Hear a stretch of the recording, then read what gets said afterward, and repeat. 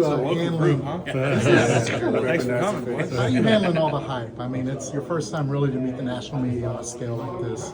You having fun with it? What's the biggest Yeah, challenge? it's been fun. At first, I was like, we gotta go to Atlanta during the week, but it's a blessing. It's my first time doing this, and I'm fired up, man. Is that the I'm not gonna take it for granted. Is that the NFC South fan coming out of you, or a little Saints? That's fan? probably right. Yeah, that's probably right. Saints and Falcons had some battles back in the day, even when Sark was with the Falcons. Arch, how's your background prepared you for all this? I think it's been good. I got a good group of friends and a good family to keep me honest and tell me the truth, and we're just excited for the year. Your uncles. You've had 2 starts, and you've also was playing a little bit yet last year. But what gives you the confidence that you're ready to lead this team this season? Yeah, we got a good group around me. I think our defense is really good. Got a good O-line. Got some good skill players. So going to rely on them and try to make it happen. We've seen you out and about with a lot of your teammates and stuff this summer. How do you think your leadership has grown in the last 6 months? Yeah, I think now you kind of get to lead the whole group, spend time with the defense, the O-line. More so last year, I was more, taking notes from Quinn, seeing how he did it and trying to find my role. But now I can kind of take full gauge and, try to spend as much time as I can in the offseason with everyone. What's the biggest thing you've learned in that 6 months about how to lead? I think you got to walk the walk first. And I think, as much as it wasn't always fun sitting those 2 years, I think I got a lot of respect for my teammates. And now when I come out of it, it's from a place of love, not just being a turd. Speaking of coming to Atlanta, what does it mean to you to be able to finally come here and represent the University of Texas? After being on campus and being behind Quinn for a few years, now you're the guy in charge and you represent the school. Obviously, I learned so much from Quinn. He handled the media better than anyone. It was probably a pain having me as the backup, but learned a lot from him. And anytime you can represent the University of Texas, such a traditional program, it's a blessing. Your uncles say the speed thing skipped a generation. How does that help you in your game with what you can do, both throwing and running? Well, I think my dad was pretty fast. I know my mom was fast, so I think I got it from them. Maybe just didn't get to Eli and Peyton, but they got a lot, though. I'll tell you that. Do you think they'll have design runs for you every game? I don't know. That's really not a question for me, but if they do, I'm ready to do it. I did a little bit of it last year. Arch, a lot of times, you get a runway, at the start of the season. You start on the road at Ohio State. Talk about that kind of being your first game, to start the 2025 season. Yeah.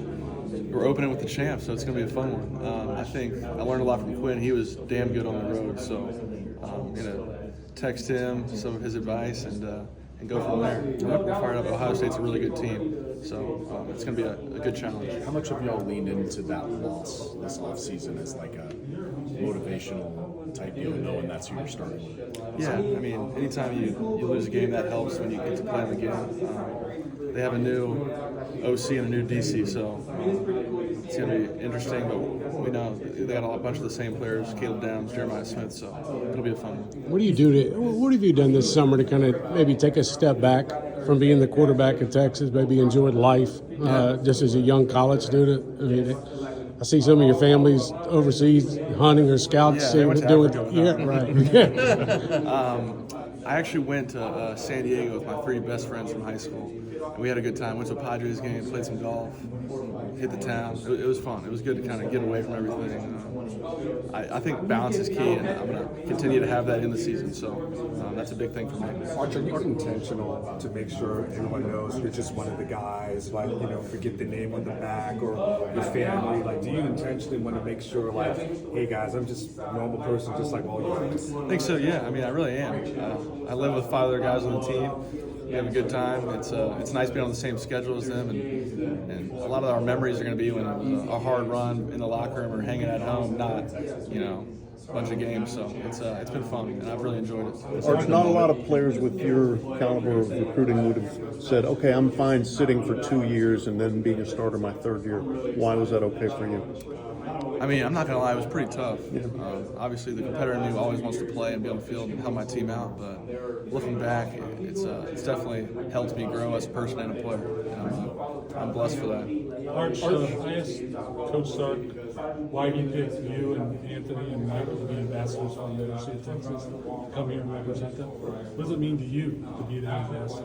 Yeah, it's an honor and a privilege. And I'm not going to take it for granted. Anytime you can represent the University of Texas, such a historical program, it's a true honor, and I'm really excited. I know there were a couple moments in the first few years here that you probably realized like what the way people view you, the student ID thing blows up immediately, that kind of stuff. Has there been a moment that you look back on now and you're like, yeah, that was it. Like that was kind of when I realized the position I'm in and how people see me, how people view me. Yeah, it was kind of frustrating because I hadn't done anything, and I was taking pictures of people going to class. So I'd always call my mom, like pretend like I was on the phone going to class. That was kind of the first time I was like, wow, this is different from a two-way high school. Just no one cares about me. Who do you live with? I live with Colton Vosick, Rhett Anderson, Will Randall, Parker Livingston, and Bryce Chambers. Nice. So it's a good group.